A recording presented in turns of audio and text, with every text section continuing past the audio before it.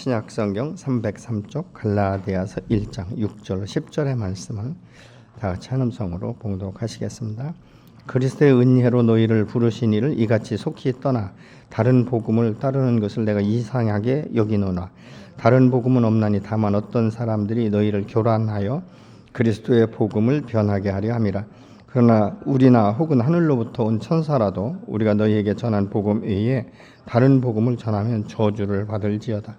우리가 전에 말하였거니와 내가 지금 다시 말하노니 만일 누구든지 너희가 받은 것 외에 다른 복음을 전하면 저주를 받을지어다.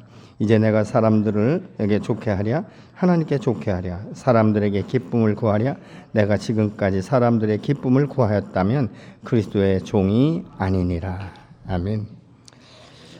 우리가 예수 믿고 거듭나면 우리 안에 확실하게 이야기할 수 있는 것은 복음에 대해서 알아야 되는 것이죠. 복음을 빼놓고는 내가 어디로 가든지 그리스도인이다라고 말할 수 없는 것이고, 이 복음 외에 어떤 것으로라도 내가 변화될 수 없다는 사실을 먼저 우리가 기억해야 되는 것이죠. 그래서 이 로마서에 보면 1장 16절에 내가 복음을 부끄러워하지 아니하노니 이 복음은 모든 믿는 자에게 구원을 주시는 하나님의 능력이 됨이라. 먼저는 유대인에게요, 그리고 헬라인에게로다, 이렇게 말하고 있습니다. 여기서 이 능력이라는 말은 원어상의 의미가 다이너마이트를 뜻하는 말에서 나온 단어로 굉장한 능력을 지금 뜻하고 있는 것이죠. 이 복음의 능력은 한 개인의 변화일 뿐만 아니라 그를 통해서 이웃이 변화되고 이제 나라 민족이 변화되고 열방이 변화되는 이런 놀라운 변화를 의미하고 있는 것이죠. 왜냐하면 이것은 하나의 어떤 자기의 자세를 고치거나 생각을 고치는 것이 아니라 생명의 의미를 지금 말하고 있기 때문에 그렇습니다. 이 생명은 무엇입니까? 사망에서 생명으로 옮겨지는 것 아니겠습니까? 근데 이 생명을 우리가 얻기 위해서는 인간의 노력이나 어떤 물질이나 어떤 헌신, 여기서 나오는 것이 아니라 전적인 하나님의 은혜로만 되어지는 것이기 때문에 오늘 본문에 나오는 이 복음은 복음 이외에 다른 것은 없다, 이렇게 사도 바울이 딱 잘라서 말하는 것을 우리가 볼 수 있게 되는 것이죠. 그럼에도 불구하고 많은 사람들이 변화되지 않는 것은 어떤 것일까? 이 세상에 아직도 미련이 남았다는 것이죠. 그래서 어정쩡한 거예요. 이것도 아니고 저것도 아니고. 그래서 중립적인 상태를 우리가 볼 수 있게 된 것이죠. 얼마 전 중국에 이 여행을 갔을 때 같은 이 팀 중에 믿지 않는 분이 계셨는데 이분이 다 얼굴만 봐도 아주 고집불통인 것처럼 생겼어요. 그리고 어느 정도냐면 이게 술 먹는 사람이 없었는데 가이드가 보니까 이렇게 좀 꼬시는다고 그런 것 같아요. 예. 이 빼가를 큰 병을 하나를 줬는데 아무도 술 먹는 사람이 없으니까 혼자 먹더니 남으니까 가지고 방으로 들어가더라고요. 근데 한 11시, 12시쯤 됐는데 난리가 났어요. 그 방에서. 제가 보려고 본 게 아니라 이제 그 같은 종교 목사님 방에 있다가 나오는데 난리가 났더라고요. 막 싸우더라고요. 근데 그 다음날 아침에 부부가요, 얼마나 다정하게 나오시는지, 왜 싸우셨어요? 그랬더니 술을 밤새 먹고 코를 얼마나 고는지 남 잠을 못 자게 만들었다는 거예요. 그래서 이제 그 우연찮은 기회에 이제 며칠 있는 중에 마주보고 식사할 시간이 있었어요. 그래서 참 선생님 참 대단하십니다. 사장님 같은데 뭐 하세요? 그랬더니 말을 안 하는데 부인이 세탁소 해요. 그러더라고요. 근데 이제 말하는 게 이렇게 얘기하는 거예요. 이 양반은요, 머리가 얼마나 좋은지 자기 형은 서울대학 나와가지고 아주 지금 이렇게 그 인터넷에 찾아보면 그 이름만 대도 내놓으라는 사람이라는 거예요. 그런데 우리 남편은 머리는 형보다 훨씬 좋은데 술 때문에 망쳐가지고 지금 이 모양 이 꼴이 됐다고 그러는데 얼마나 눈을 흘기는지 말이죠. 그러면서 이제 복음에 대해서 제가 이야기를 했어요. 그랬더니 자기는 죽어도 예수를 안 믿겠다는 거죠. 그럼 자녀들은 어떻게 하시겠습니까? 자녀들이 믿는 것까지는 좋은데 너무 깊게 빠지지는 말라, 이렇게 이제 말하고 싶다는 거예요. 근데 믿는 거 좋다라고 허락하실 분이 아니에요. 성품상 그래요. 근데 왜 이런 말을 할까 보면 그 주변에 그리스도인들이 그리스도인답지 못하게 산 거예요. 그러면서 이제 이렇게 그 믿음의 사람들에 대해서 계속적으로 안 좋은 이야기만 하는 것을 보면서 제가 느낀 게 뭐냐면, 이 복음의 핵심, 이 복음에 대해서 제대로 알지 못하기 때문에 우리가 예수를 믿는다라고 말하고 있지만 사실 굉장히 어정쩡하구나, 양다리를 걸쳐 사는구나, 이런 것들을 생각하게 됐어요. 근데 또 인간적으로 보면 현실적으로 우리는 이 현실을 떠나갈 수가 없는 것이죠. 환경을 떠나갈 수 없는 것입니다. 내 직장에 충성하기 위해서는 어쩔 수 없다, 이렇게 이제 할 수 있는 것이죠. 물론 저도 이제 직장 생활을 한 10여 년 했기 때문에 이해는 됩니다. 그러나 여기서 말하는 이 변화라는 것은 어떤 생각의 변화가 아니라 삶의 변화를 의미하고 있는 것이죠. 그러니까 어떻게 이 삶의 변화를 가져올 수 있는가? 그것은 나를 나되게 하신 하나님의 은혜가 얼마나 큰지를 우리가 깨닫기 시작하는 것이죠. 그래서 그 은혜를 우리가 이제 생각해야 되는데, 사도 바울이 갈라디아 교회 성도들을 보면서 깜짝 놀란 일이 있어요. 그게 바로 6절의 말씀입니다. 여러분을 그리스도의 은혜 안으로 불러주신 분에게서 그렇게도 빨리 떠나서 다른 복음으로 넘어가는 데는 나는 놀라지 않을 수가 없습니다. 이렇게 세번역 성경은 말하고 있는 거예요. 그러니까 예수 믿고 자기 사도 바울이 있을 땐 아주 잘 믿을 것처럼 그렇게 생각했는데, 사도 바울이 잠시 없다 보니까 갑자기 확 바뀌었다는 거예요.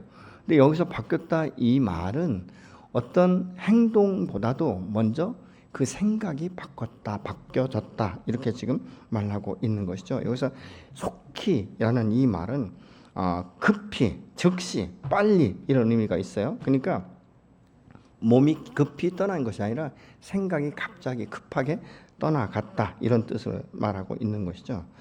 얼마 전까지만 해도 아주 잘 믿는 줄 알았는데 얼마 안 되어서 떠났다는, 여기서 그 이유가 무엇인가? 그것은 복음의 유일성, 하나님의 은혜에 대해서 너무 가볍게 생각했기 때문이다라고 말을 합니다.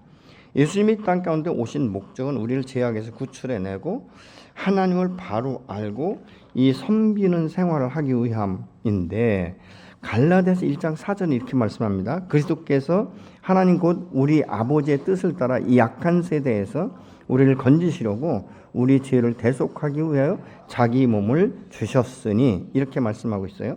그리스도께서 곧 하나님 우리 아버지의 뜻을 따라서, 이렇게 지금 말하고 있죠. 우리의 과거는 사단에 속아서 죄악 속에서 자신의 분명한 정체성조차도 잃어버렸습니다. 신분도 잃어버린 거예요. 우리 인생의 목적이 무엇인지를 알지 못했습니다. 그래서 이 세상에서 잘 먹고 잘 사는 것이 우리 인간의 원 모습인 줄 알았어요. 그런데 이 어느 날 복음을 듣고 우리가 예수를 만나고 나니까 내 인생의 목적이 이 땅 가운데 잘 먹고 잘 사는 것이 아니라 나를 통해서 하나님의 영광을 드러내고 아버지가 어떤 분이신지를 이 땅 가운데 드러내기를 원한다라는 것을 우리가 비로소 깨닫기 시작하는 것 아니겠습니까? 그러면 여기서 우리가 이 세상 가운데 어떻게 나왔는가를 생각해 보자는 것이죠. 내 힘과 노력과 의지인가, 아니면 내가 무엇인가를 큰 일을 이뤘기 때문인가? 전혀 그거 아니지 않습니까? 어떻게 보면 우리의 과거는 무력하고 잃어버린 존재에 불과했지만 잃어버렸다는 그 자체도 우리가 기억하지 못했다는 것입니다. 그렇기 때문에 하나님께서 우리를 건지시려고 성자 하나님이신 예수 그리스도께서 이 땅 가운데 오셔서 우리를 건지시려고 했다. 이 건지신다라는 이 말은 빼내다, 구해내다, 선택하다, 이런 의미예요. 그렇기 때문에 이 타 종교는 가르쳐서 스스로 깨닫게 하기 위한 것 아니겠습니까? 그래서 여기에서 건진다는 의미는 그렇기 때문에 타 종교에서는 찾아볼 수가 없는 것이죠. 웬만한 사람들이 아는 그리스도인은 그리스도의 가르침과 이 모분을 따르는 사람으로만 알고 있지만, 바울이 말하는 뜻은 이 정도로 아는 것은 어불성설이다, 이렇게 지금 말하고 있는 것이죠. 그러면 뭐냐?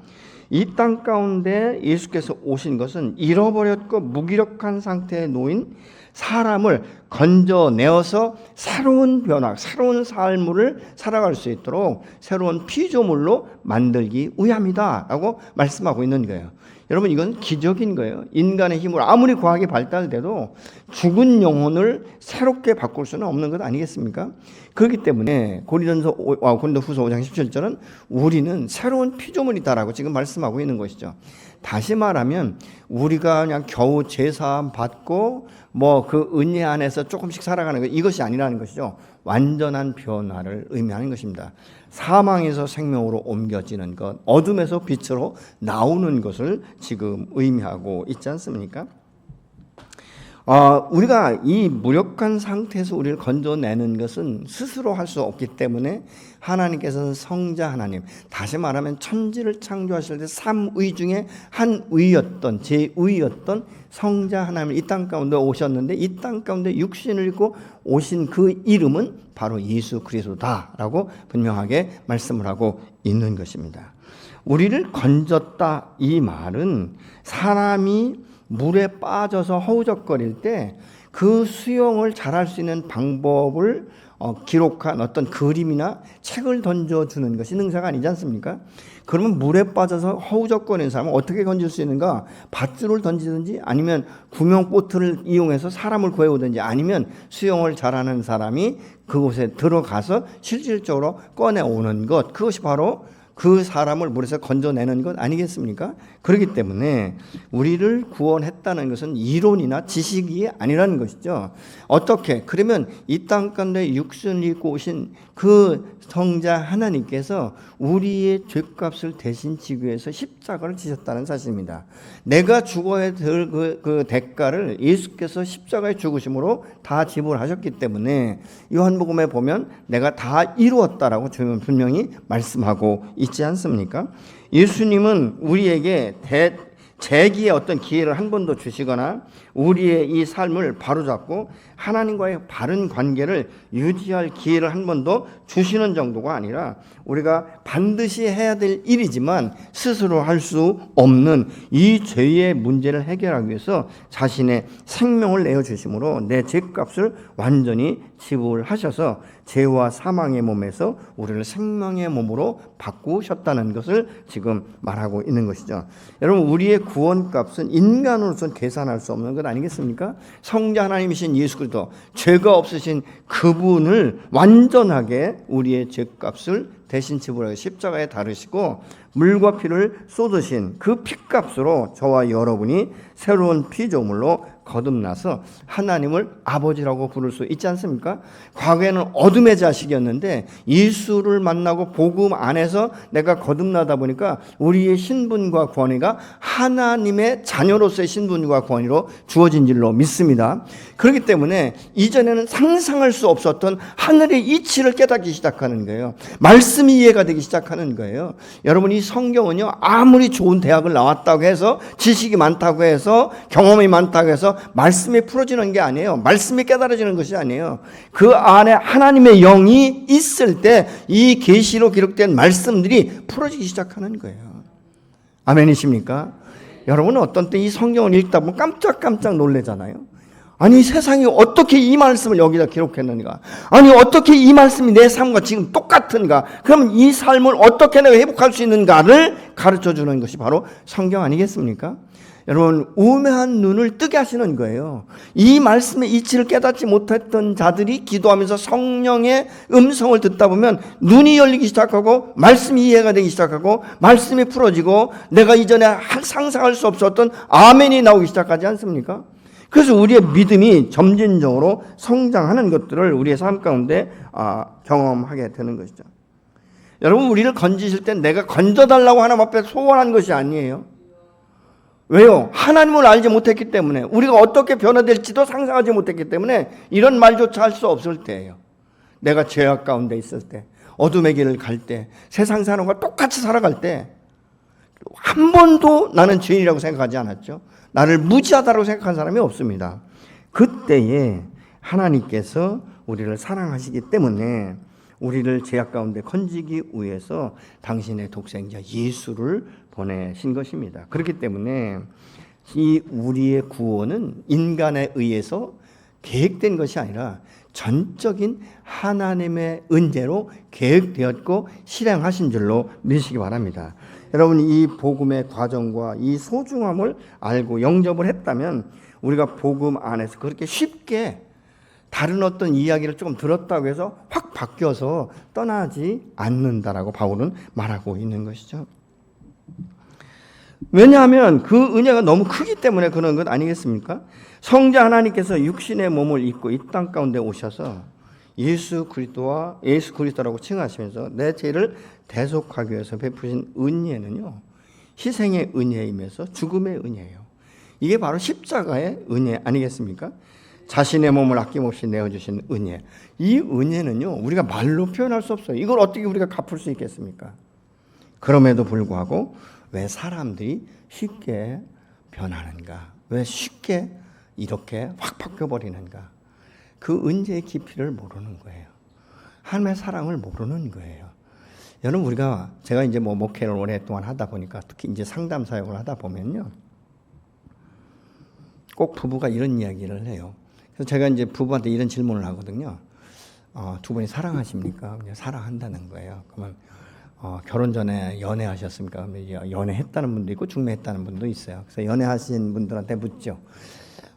결혼하기 전에 연애할 때는 어땠어요? 지금처럼 그렇게 싸우셨어요? 아니라는 거예요. 그냥 눈만 뜨면 보고 싶고 저녁에도 헤어지기 싫어가지고 집 앞까지 왔다 갔다 했다는 거예요. 그래서 이 남자하고 이 여자하고 결혼하면요, 평생 아주 싸움 한 번 안 하고 아주 행복하게 살 줄 알았다는 거예요. 근데 결혼해 보니까 사랑 안 하는 것 같대요. 물어보죠, 상대한테. 사랑 안 하셨어요? 아니요, 지금도 사랑해요. 아니, 나만큼 사랑하는 사람이 어디 있다고요? 저 엄청나게 사랑합니다, 이렇게 말을 해요. 근데 왜 상대방은 사랑이라는 걸 못 느끼는가? 왜 그렇죠? 자기 방식대로 사랑하는 거예요.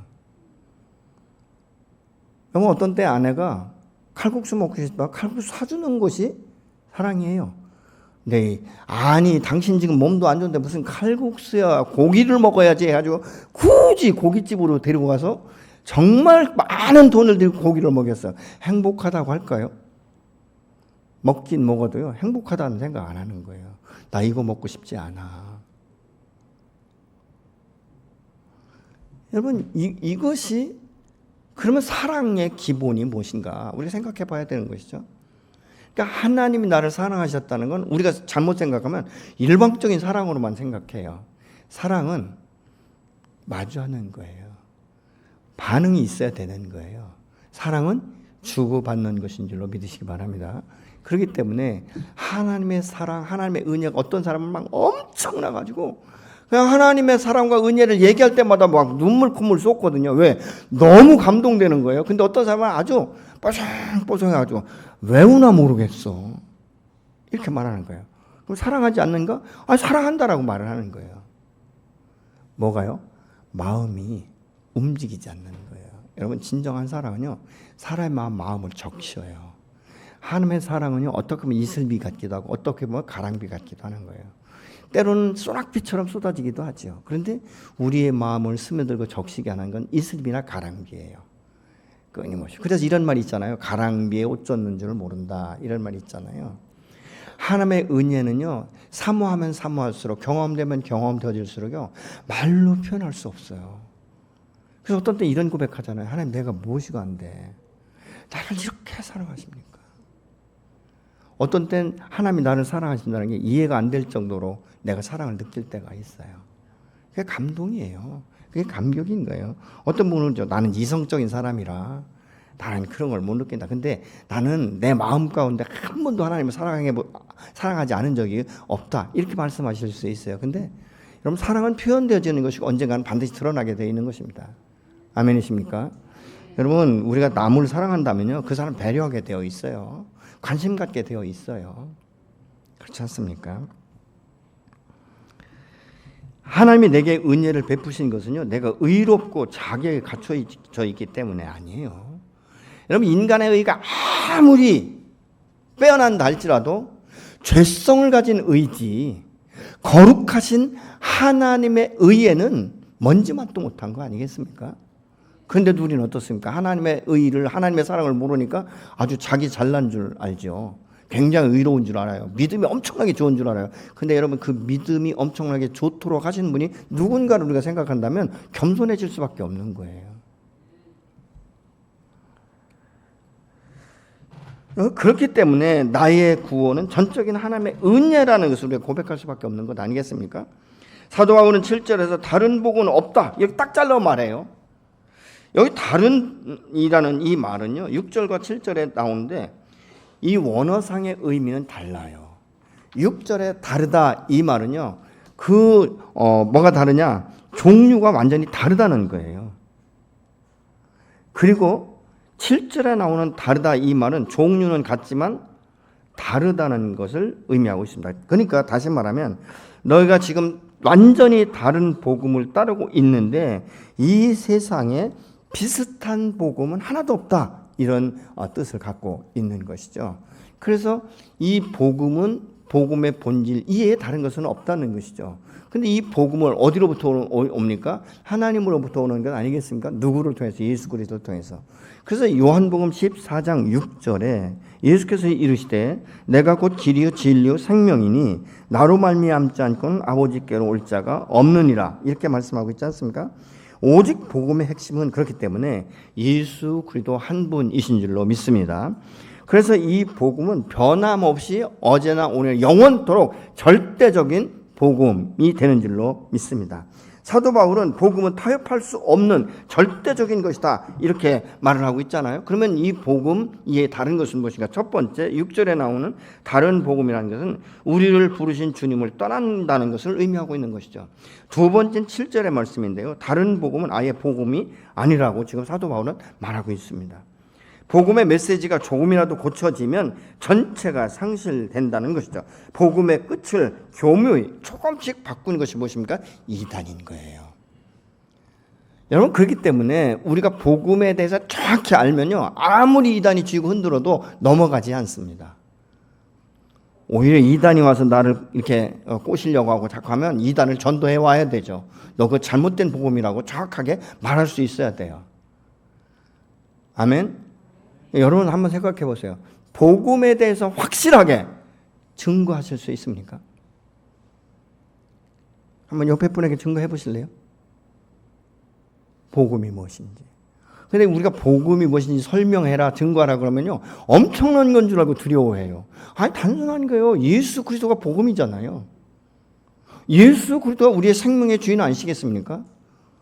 여러분 아주 간단하게 말할 수 있어요. 근데 어떻습니까? 우리 살살살살 꼬시는 이단의 교주는 무엇입니까?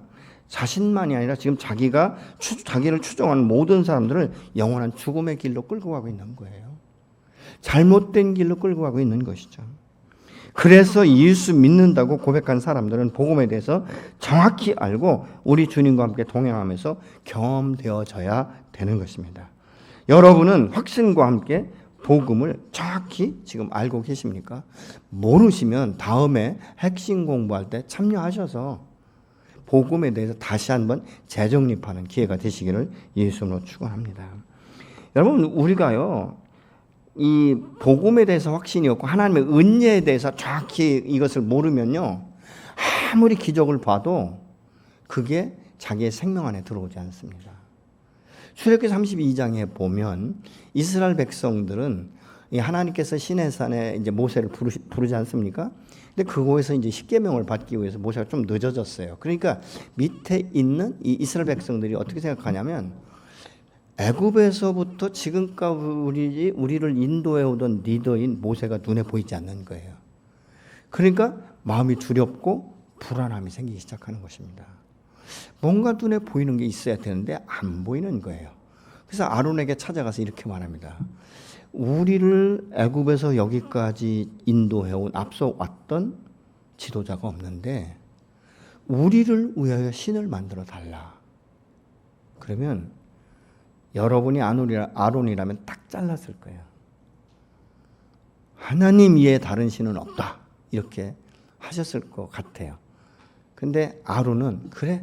그럼 너희 가족들이 가지고 있는 귀골이나 이 금에 대한 금부치를 다 내놔라 그러거든요. 얼마나 잘 내놓는지 모릅니다.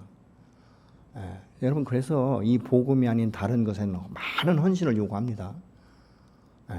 그러니까 뭐 이단들이 말이죠. 뭐 이렇게 건물 사고 하는 건 일도 아니에요. 이런 것들을 우리 주변에서 볼 수도 있지 않습니까? 그런데 그 금을 빼서 녹여가지고 조각을 했는데 그게 바로 송아지 상입니다. 그래서 하는 말이 이 송아지 신이 우리를 여기까지 인도했다. 그리고 미래도 인도할 것이다 라는 생각을 하고 있는 거예요. 근데 이 모습을 보면서 이 출애굽기 32장 7절에 여호와 하나님께서 대노를 하십니다. 이스라엘 백성들이 변질됐다. 나의 율법에서 떠났다. 그리고 다른 것들을 섬긴다라고 모세에게 말씀하십니다. 출애굽기 32장 8절 같이 보시겠습니다. 그들은 내가 그들에게 명한 길을 이렇게 빨리 벗어나서 그들 스스로 수송아지 모양을 만들어 놓고 절하고 제사드리며 이스라엘아 이 신이 너희를 이집트 땅에서 이끌어낸 너희의 신이다 하고 외치고 있다. 세번역 성경은 이렇게 말씀하고 있어요. 그러니까 이 막 축제를 벌이는 거예요. 이 신이 우리를 이집트에서 여기까지 인도했다 막 축제를 벌이면서 막 춤을 추고 난리법석을 떠는 거예요. 하나님께서 보실 때 어이가 없으실 거예요. 그렇지 않습니까? 아니 어떻게 이럴 수가 있는가?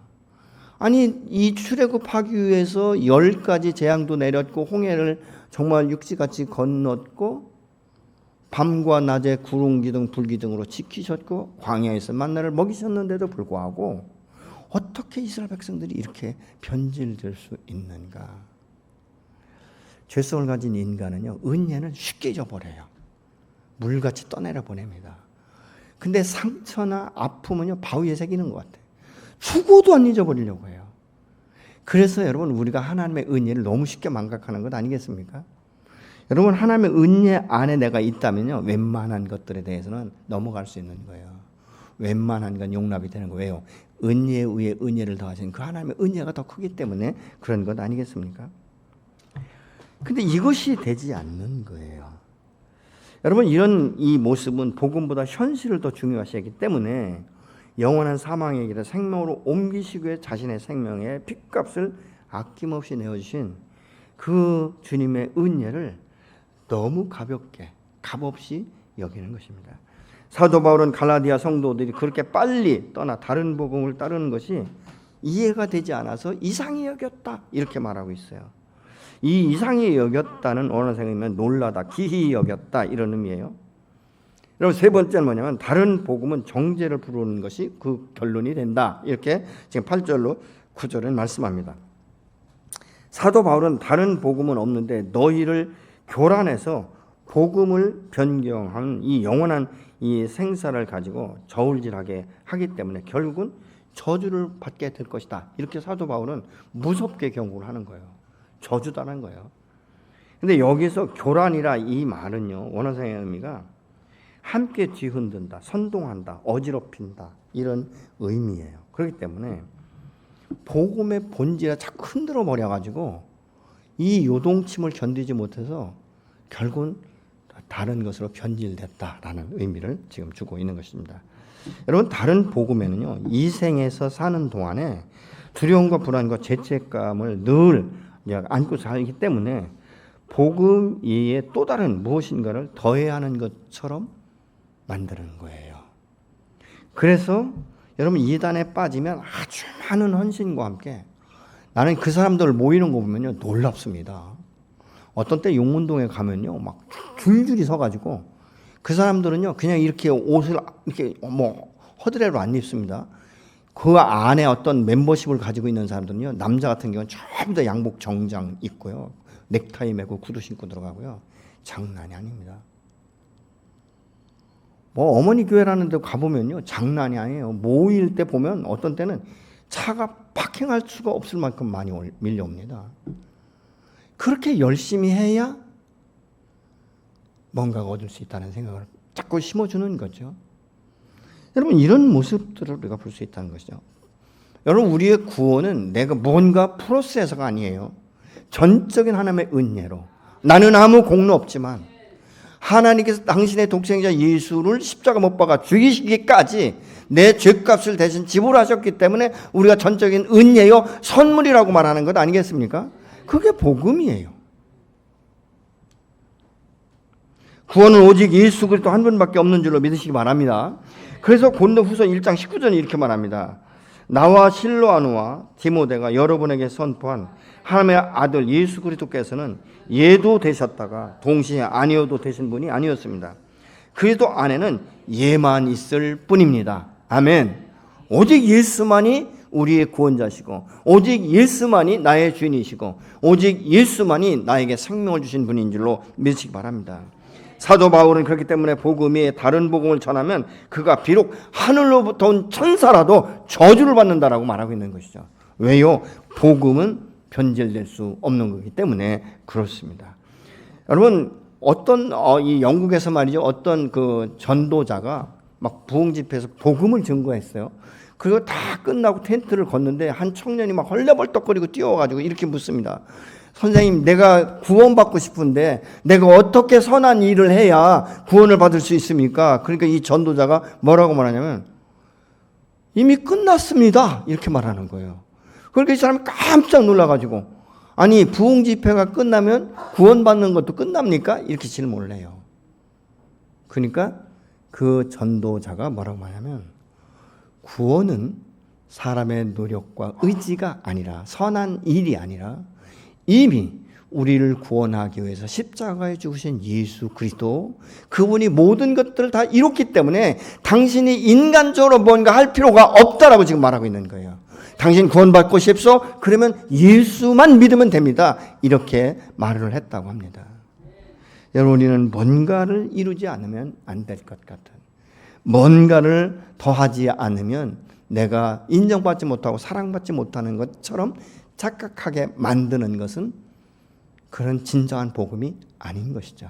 그럼 우리가 어떤 마음으로 섬기는가, 어떤 마음으로 우리가 주님 앞에 헌신하는가, 그것은요, 그 받은 사랑과 은혜가 너무 커서 그 사랑과 은혜의 빚진 자의 심정을 가지고 이 교회 공동체를 섬겨서 하나님의 나라를 확장하고 주님의 영광을 드러내기 위한, 지난주에도 함께 나눴지만 환난 날에 나를 부르라, 내가 너를 건지리 내가 나를 영화롭게 하리로다라고 말씀한 것처럼, 죄와 사망에서 완전히 영원한 죽음의 길로 가던 나를 예수 그리스도의 그 십자가의 보혈로 말미암아, 그 십자가의 다리로 말미암아 길이요 진리요 생명 되신 예수 앞에 나왔더니 내가 새로운 그 삶을 살아갔고 새로운 인생으로 거듭난, 이것이 너무 감동되어서 너무 감사해서 섬기는 것, 그 섬김이 기쁨이에요. 그래서 그 섬김은요, 기쁨이기 때문에 조건이 없어요. 다른 사람이 나를 칭찬하든 안 하든 아무 상관없습니다. 왜? 나는 주님만 바라보고 하기 때문에 그렇습니다. 아멘.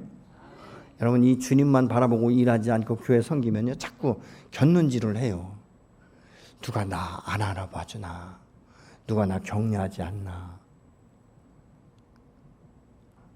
여러분, 주님이 우리를 구원하실 땐 내가 뭘 했기 때문이 아니에요. 혹시 그런 분 계시면 이따 저한테 가르쳐 주세요. 제가 다음 주 설교 때 바꿔놓을게요. 아무도 할 수 있는 게 없어요. 왜? 내가 죄인이기 때문에 아무리 충성하고 아무리 섬긴다 할지라도 그 죄의 문제가 해결되지 않는 거예요. 온전히 주님의 은혜 하나밖에 없는 줄로 믿습니다. 그렇기 때문에 복음에 다른 것이 들어가면 그것으로 인해서 저주받게 된다라고 바울은 갈라디아 교회 성도들을 흔들어 놓은 사람들을 향하여 말하고 있는 것이죠. 왜요? 복음은 인간의 요구에 의해서 만들어진 것이 아니라는 것입니다. 내가 죄인 되었을 때, 내가 아무것도 모를 때, 내 스스로는 이 구원의 길을 찾을 수도 없고 알지도 못하고, 그 무지할 때 하나님께서 계획하셨고 하나님께서 그 당신의 그 독생자를 보내셨고, 내가 어떻게 구원받는지도 몰랐는데 십자가 안에서 죽게 하셔서 물과 피를 쏟게 하신 것 아니겠습니까? 이 거듭남의 비밀은 단순한 거예요. 요한복음 3장 16절은 뭐라고 말합니까? 이 요한복음에 보면 이 니고데모가 예수님을 이제 밤에 찾아왔을 때 예수님께서 뭐라고 말하냐?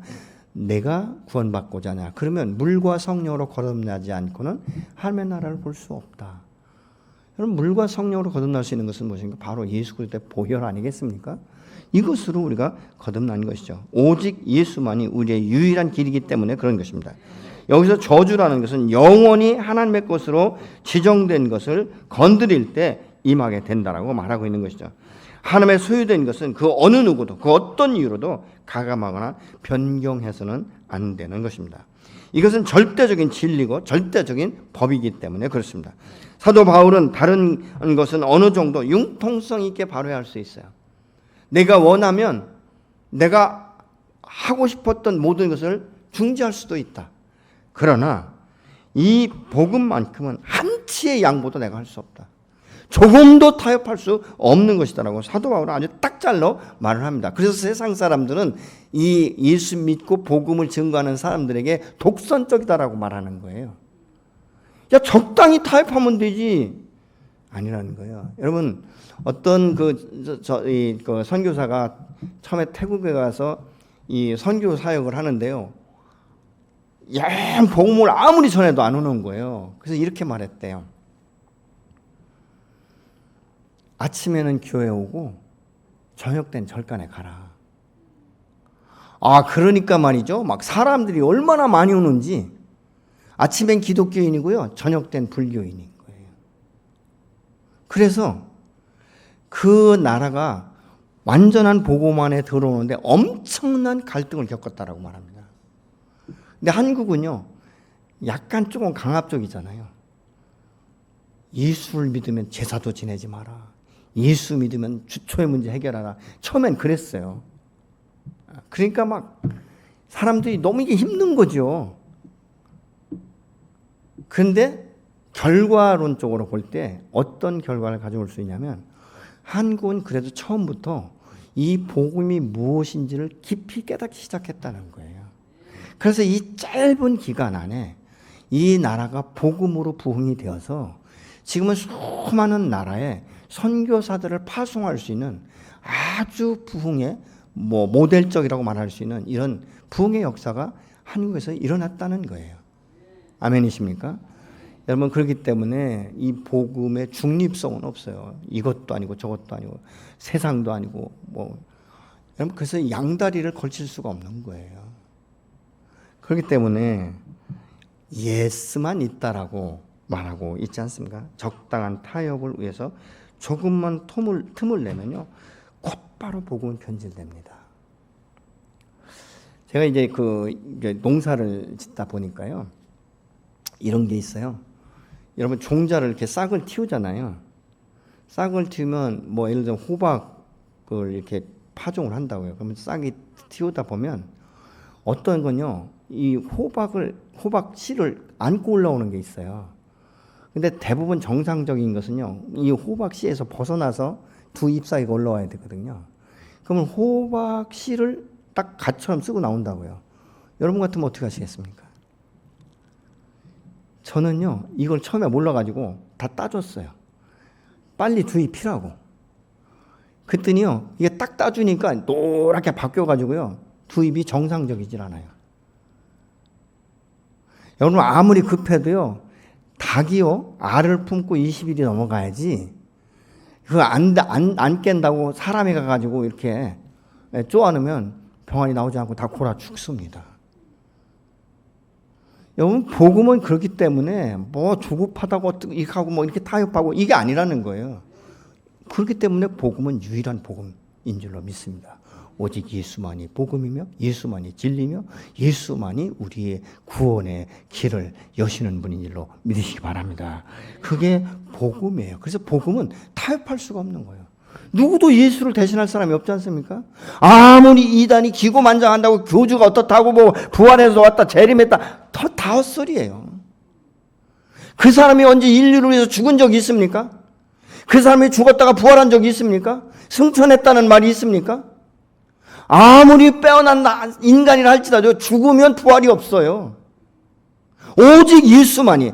그것이 하나님께서 왜 예수를 죽은 자 가운데 살리셨습니까? 우리의 장차 그렇게 변화되고 하나님 나라에 휴거돼서 들어갈 것을 말씀하시는 것 아니겠습니까? 그래서 우리가 지금 살아도 주님의 것이고 죽어도 주님의 것이고, 먼저 주님의 재림의 날에 죽은 자들이 무덤에서 신령한 몸으로 변화해서 들림 받고 그 후에 살아남은 우리가 변화되어 들림 받는다라고 분명히 말씀하고 있지 않습니까? 하나님께서 예수를 그렇기 때문에 특별하게 그 죽은 자 가운데서 살리신 거예요. 부활의 소망을 주기 위해서. 아멘이십니까? 죽은 사람이 세상명으로 거듭난다는 것을 하나님께서 보여주기 위해서 죽었던 예수를 다시 부활하시고 사람에게 보이시고 500여 성도들이 보는 가운데 하늘로 들림받지 않았습니까? 이것은 뭐예요? 우리도 장차 그렇게 될 것이라는 것입니다. 아멘. 여러분, 그렇기 때문에 저와 여러분이 예수를 믿었다는 건 기적 아니겠습니까? 얼마나 큰 축복이에요. 이것보다 더 큰 게 어디 있겠습니까? 오늘날 우리가 전도를 하다 보면요, 꼭 믿을 것 같은데 안 믿는 거 있죠. 그런 사람 보셨어요? 전 저희 형님을요 10년간 전도하고 때는 뭐 금식도 하고 기도했는데 형님한테 가면 저는 한 방에 KO 됐어요. 그래 자네 잘 믿고 아니 그래도 누군가 하나는 식구 중에서 조상을 섬겨야 되지 않는가. 저희 형님하고 저거 18년 차이거든요. 뭐라고 할 수가 없어요. 우리 형님이 예수 믿고 구원 받았는데요. 어느 정도냐면 처음에 명절 때 가면 이제 추도 예배를 드려야 되잖아요. 우리 형수가 우리 그 사모하고 짜가지고 상을 안 차리는 거예요. 음식은 다 해놨는데. 그래도 안 되니까 이제 예배를 제가 예배 인도하잖아요. 그러면 우리 형님은 술주전자 갖다 놓고 열었다 닫았다 하시는 거예요. 왜냐하면 술 한 잔 붓고 싶은데 동생 목사가 부을 기회를 안 주는 거예요. 이게 한 2년 가시더라고요. 그리고 나서 딱 끊으시더라고요. 우리가 과거에 거듭났어도 과거의 옛사람의 정서를 끊는 것이 참 쉽지 않아요. 이것을 끊을 수 있는 것은 무엇인가? 오직 유일한 복음 안에서 그 생명의 말씀을 우리가 주야로 묵상하고 주님 앞에 나가 기도하면서 내 안에 속사람이 점점 성장하고 자라야 되는 것이죠. 그러면 이제 우리가 분별력이 생기기 시작하고 내가 가야 될 것과 가지 말아야 될 것, 예스와 노를 정확히 할 수 있는 힘이 생기게 되는 줄로 믿습니다. 근데 이것저것 막 이게 겹쳐서 살다 보면 평생을 가도 하나도 바뀌는 게 없어요. 여러분 우리가 지금 여기서 이 말하고 있는 것은 사람은 10절에 그러지 않습니까? 사도 바울 내가 사람을 좋게 하랴? 사람을 기쁘게 하랴? 하나님을 기쁘게 하랴? 내가 사람을 기쁘게 만약 하는 사람이라면 나는 하나님의 종이 아니다라고 말하고 있잖아요. 여러분 예수 믿는 사람 마찬가지 아니겠습니까? 우리가 사람을 기쁘게 할 것인가 하나님을 기쁘게 할 건가? 사람을 기쁘게 할 것 같으면 나는 하나님의 사람이 아니잖아요. 지금 사도 바울은 그걸 이야기하고 있는 것입니다. 오늘 우리가 이 세상 가운데 이 사람을 기쁘게 한다는 것은요 끝이 없어요. 사람이 해달라는 다 해주면요 만족이 없습니다. 여러분 어떻습니까? 어느 정도 먹으면 만족하십니까? 아니더라고요. 전 이런 사람 봤어요. 밥을 먹고 싶지 않대요. 안 배고프대요. 근데 밥 먹으라고 하면 다 먹어요. 그만 막 배가 그 다음에 이제 커피숍 가자면 커피가 들어갈 데가 없대요. 근데 커피숍에 가면 커피를 얼마 잘 먹는지 몰라요. 왜요? 사람의 이 욕구는 끝이 없는 거예요. 여러분 우리가 복음 안에서 복음으로 만족하지 못하면 자꾸 다른 것으로 채우려고 합니다. 물질로 채우려고 하고 그렇지 않습니까? 자기의 어떤 뭐 기쁨을 자꾸 추구하게 되고 이런데 여러분 이 세상 것으로는 만족이 없어요. 하나님의 사람은 하나님의 말씀으로 성령에 의해서 성령 안에서 함께 동행하고 동역하고 순종을 통해서 역사하시는 하나님을 경험되어질 때 행복한 거예요. 그게 기쁨인 줄로 믿으시기 바랍니다. 하나님은 오늘 또 복음 안에 확실하게 서 있는 한 사람 한 사람을 통해서 그에게 지혜를 주시고 명철을 주시고 부를 허락하시고 갈 길과 방향을 정확하게 설정해 주셔서 그 인생이 날마다 행복하고 날마다 기대감을 갖는 역사가 이루어지게 되는 줄로 믿으시기 바랍니다. 제가 어떤 사람이 말하는 것을 들을 때 참 재밌는 말을 들었어요. 꿈이 있는 사람은 하루를 일할 때 그게 기쁨이래요. 근데 꿈이 없는 사람은 하루하루가 노동이고 이 노동 때문에 소망이 없어서 지쳐 쓰러질 수밖에 없다라는 말을 들었습니다. 여러분 예수 안에서 복음의 그 확실함을 가진 사람은 복음의 빚진 자로서의 그 사명을 감당할 때 그것은 꿈이 되고 소망이 되고 행복을 그 안에서 찾을 수 있게 되는 줄로 믿으시기 바랍니다. 그래서 예수님이 이렇게 말씀하잖아요. 내가 온 목적은 한 사람의 영혼을 거듭나게 할 뿐만 아니라 더 풍성한 삶을 살게 하기 위함이다라고 요한복음 10장에서는 말씀하고 있지 않습니까? 저는 우리 성도 모든 한 분 한 분과 모든 가정들이 정말 복음 안에서 확실한 복음에 잡힌 바 되어서 좌로나로 치우치지 않고 오늘 또 행복한, 오늘 또 더 풍성한, 오늘 또 하나님의 음성을 들으면서 하나님과 함께 동행하고 동역하는 삶이 이루어지기를 예수로 축복합니다.